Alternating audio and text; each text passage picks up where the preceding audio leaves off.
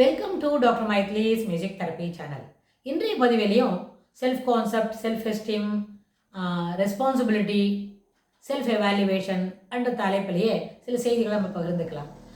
Self கான்செப்ட்னு வரும்போது நம்ம என்னெல்லாம் நம்மளை பற்றி புரிஞ்சுருக்கிறோம், நம்மளை பற்றி அடுத்தவங்க இந்த செகண்ட் பர்சன் ஒரு தேர்ட் பர்சன் அவங்க என்ன நினைக்கிறாங்க, அவங்களுக்கு நம்மளை பற்றி எப்படி எவாலுவேட் பண்ணி வச்சுருக்கிறாங்க, அந்த எண்ணத்துக்கு முக்கியத்துவம் கொடுக்குறோம். அதுக்கு தகுந்த மாதிரி நம்மளோட செல்ஃப் எஸ்டீமை நம்ம உயர்த்திக்கிறோம். அதுக்கு தகுந்த மாதிரி நம்மளோட செல்ஃப் எஸ்டீமில் இருக்கிற பெட்டர்மெண்ட்டை இன்னும் கொஞ்சம் இம்ப்ரூவ் பண்ணிக்கிறோம்.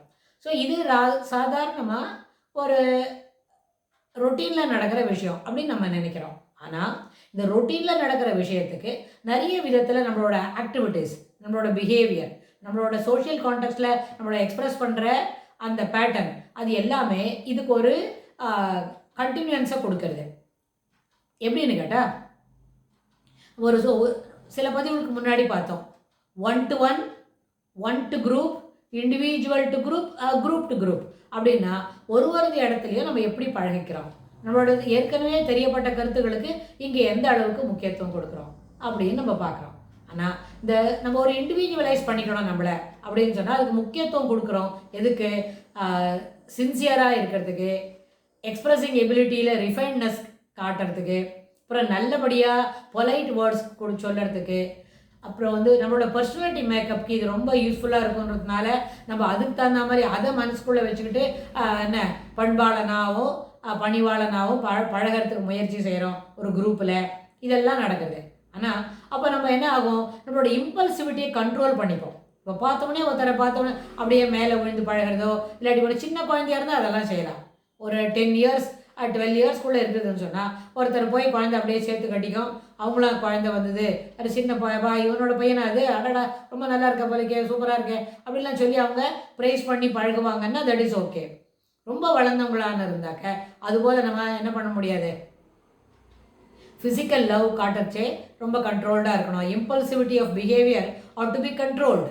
அது நம்ம மேலே பண்ணிக்கணும். அப்போ அது மாதிரி சொல்லும்போது ரொம்ப பரவாயில்லையே, ரொம்ப ரிசர்வ்டாக இருக்கிறாங்களே, ரொம்ப வெரி குட், சூப்பராக வளர்த்துருக்குறாங்க அப்படின்னு சொல்லுவாங்க. அதுவே நம்மளோட முறையில் பூஸ்ட் பண்ணும், அதுவே நம்மளோட கான்ஃபிடன்ஸ் லெவலை என்ஹான்ஸ் பண்ணும். இதெல்லாம் நடக்கும். ஆனால் இது என்ன ஆச்சு, இண்டிவிஜுவலைஸ் பண்ணணும். Therapy that helps to improve our personality, social இன்ட்ராக்ஷனில் பர்சனாலிட்டி பிஹேவியர் சிறப்பாக இருக்கிறதுக்கு வாய்ப்பு தரும்.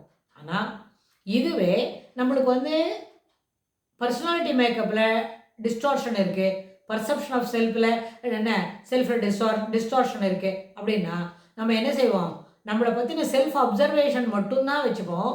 ஆனால் அந்த கண்ட்ரோலில் இம்பல்சிவிட்டியை கண்ட்ரோல் பண்ணுறவன் அது நம்மளை விட்டு பறந்து போயிருக்கோம். It might of left somewhere. So நம்மளால் என்ன பண்ண முடியாது, இம்பல்சிவிட்டியை கண்ட்ரோல் பண்ணிக்க முடியாது. கண்ட்ரோல் பண்ணிக்கலன்னா வி ஸ்டார்டட் ஸ்பீக்கிங், நெகட்டிவாக நிறைய பேசுவோம். ஓப்பனாக நம்மளோட ஸ்ட்ரெஸ்ஸை கண்ட்ரோல் பண்ண தெரியலன்றதுனால we will express our self somewhat unacceptable ways அப்படியெல்லாம் இருக்கும். அதனால் அதில் என்ன கூட ஆன்டி சோஷியலாக கூட நம்ம என்ன பண்ணிக்கணும், நடக்க வேண்டி வரும். ஆன்டி சோஷியலாக இருக்கும், anti human being, anti individual, ஒருத்தருக்கு எதிர்மறையான கருத்துக்களை ஓப்பனாக சொல்கிறதுன்னு சொன்னால் இம்பல்சிவிட்டியை கண்ட்ரோல் பண்ணிக்கலன்னா அது நம்மளை பற்றின தவறான அபிப்பிராயத்தை கொடுக்கும்.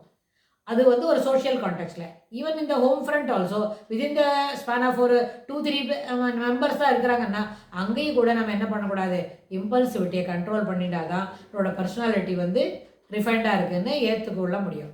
ஸோ இந்த அடிப்படையில் how to improve our personality இந்த சோஷியல் கான்டெக்ஸ்ட் அப்படின்றத தொடர்ந்து நம்ம பார்த்துக்கலாம். அதை பற்றி தான் நம்ம பார்த்துக்கிட்டு வரோம். These are also consider as the part of the social ரெஸ்பான்சிபிலிட்டியில் நம்மளோட பர்சனாலிட்டி மேக்கப்பை எப்படி என்ஹான்ஸ் பண்ணுறது தொடர்ந்து பார்த்துக்கலாம். இதுக்கு தொடர்புடைய செய்திகளை வரப்போகிற பகுதிகளிலும் பார்க்கலாம். தேங்க்ஸ்.